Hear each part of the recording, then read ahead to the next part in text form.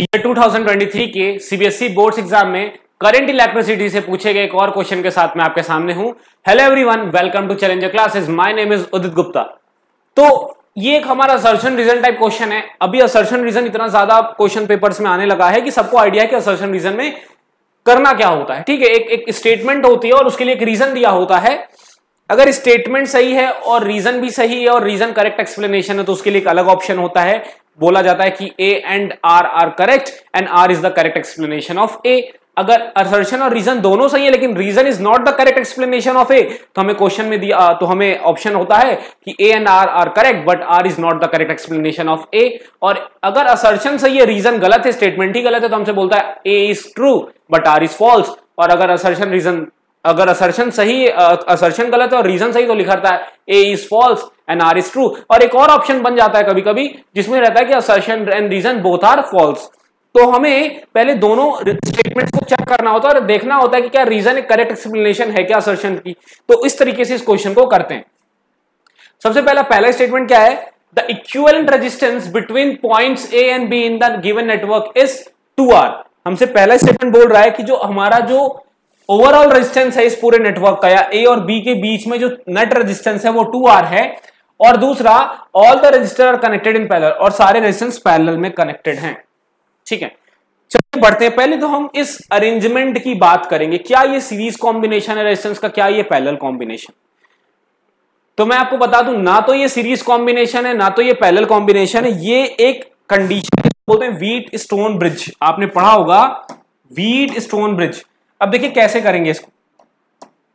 आप देखिए यहां पर ए है, इसको मान लेते हैं सी और इस पॉइंट को मान लेते हैं डी।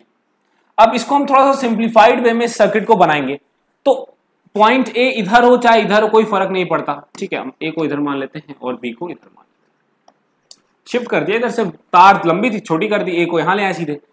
ठीक है, अब यहां पर देखिए ए अगर हम लेते हैं, पॉइंट ए लेते हैं, ए से एक रेजिस्टेंस 2R है ये वाला, और ये कहां जा रहा है? डी तक जा रहा है। कहां जा रहा है? डी तक जा रहा है। ठीक, अब ए से एक और रेजिस्टेंस है जो सी तक जा रहा है। मान लेते हैं एक और रेजिस्टेंस है ये जो सी तक जा रहा है।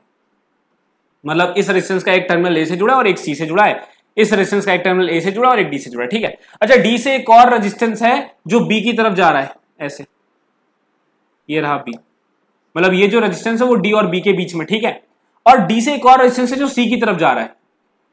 डी से एक और रेजिस्टेंस है जो सी की तरफ जा रहा है, ऐसे ये डी और सी के बीच का रेजिस्टेंस हो गया ये। और एक और रेजिस्टेंस है जो सी से बी की तरफ जा रहा है। सी से कहां जा रहा है? बी की तरफ। तो आप लोगों ने इस कंडीशन को पढ़ा है, इसको बोलते हैं व्हीट स्टोन ब्रिज। क्या बोलते हैं? Wheat stone bridge. सब 2R है। व्हीट स्टोन ब्रिज की आपने कंडीशन पढ़ी होगी, बैलेंस्ड कंडीशन। बैलेंस कंडीशन में क्या होता है? बैलेंस कंडीशन में जब 2R अपॉन, जब इन दोनों रेजिस्टेंस का और इन दोनों रेजिस्टेंस का रेशियो इक्वल आता है तो ये बैलेंस कंडीशन में होता है। तब इस ब्रांच में कोई करंट नहीं जाता, ये एज अ ओपन सर्किट की तरह बिहेव करता है। कैसे बिहेव करता है? ओपन सर्किट, यानी कि ये कुछ इस तरीके से बिहेव करेगा अगर रेशियो बराबर होगा। तो पहले मान लेते हैं इस रेजिस्टेंस को P मान लेते हैं, इसको Q मान लेते हैं, इसको R मान लेते हैं और इसको S मान लेते हैं। तो अगर P by Q is equals to R by S है, क्या है सच में? देखते हैं, P 2R है, Q 2R है, R 2R है और S 2R। अरे भैया 2R bye 2R 1, 2R bye, मतलब हाँ P बाय Q का रेशियो R बाय S के इक्वल है। और यहां पर इस ब्रांच में इस कंडीशन में कोई करंट फ्लो नहीं होगा। तो ये कंडीशन में ये जो आपका सिस्टम है उसमें आपका बीच वाला रेजिस्टेंस काउंट ही नहीं होगा। ये कुछ ऐसा हो जाएगा। ठीक है, A B D C, और यहां पर कोई रेजिस्टेंस नहीं होगा। क्यों नहीं? रेजिस्टेंस तो है लेकिन हम उसको क्यों नहीं कंसीडर करेंगे? क्योंकि उस रेजिस्टेंस में कोई करंट नहीं जाएगा। जब ये कंडीशन होती है ना, जब बैलेंस कंडीशन होती है, मतलब इन दोनों रेजिस्टेंस का रेशियो और इन दोनों रेजिस्टेंस का रेशियो इक्वल होता है, उस कंडीशन में कोई भी करंट इसमें नहीं जाता। तो यहां रेजिस्टेंस लगा हो या ना लगा हो कोई फर्क नहीं पड़ता। तो अब इक्विवेलेंट रेजिस्टेंस कैसे निकालेंगे? करंट यहां से गया इसमें और इसमें डिवाइड हो गया। अब इसमें जो करंट जा रहा है वो इस वाले में जा रहा है, डायरेक्ट ये वाला करंट इसमें जा रहा है। ये 2R है, ये 2R है, ये 2R है और ये भी 2R है। तो जो करंट पहले तो यहां पर करंट डिवाइड हो गया। मान लेते करंट I यहां था तो यहां I1 चला गया, यहां I2 चला गया। तो I1 2R से होते हुए इस वाले 2R में जाएगा। तो सेम करंट जा रहा है। सेम करंट अगर जाता है तो हम मानते हैं वो सीरीज है। तो 2R और 2R ये टोटल कितना हो जाएगा? यहां पर टोटल रेजिस्टेंस इस ब्रांच का 4R और इस ब्रांच में जो I2 इसमें जाएगा और I2 इसमें जाएगा। तो मतलब सेम करंट है, मतलब यहां पर भी ये क्या है? ये भी सीरीज कॉम्बिनेशन है, टोटल रेजिस्टेंस कितना हो गया 4R। तो अगर हम बात करें तो ब्रांच, इस वाले ब्रांच में 4R का टोटल रेजिस्टेंस है, इस वाले में भी 4R, लेकिन ये दोनों ब्रांचेस पैरेलल में, क्योंकि करंट डिवाइड हो रहा है। तो पैरेलल कॉम्बिनेशन कैसे आप निकालोगे, 1/4R इज प्लस 1/4R। तो ये क्या हो जाएगा, ये हो जाएगा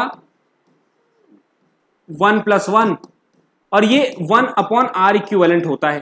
तो 1/R इक्विवेलेंट क्या आएगा, 1/R इक्विवेलेंट आएगा 2/4R।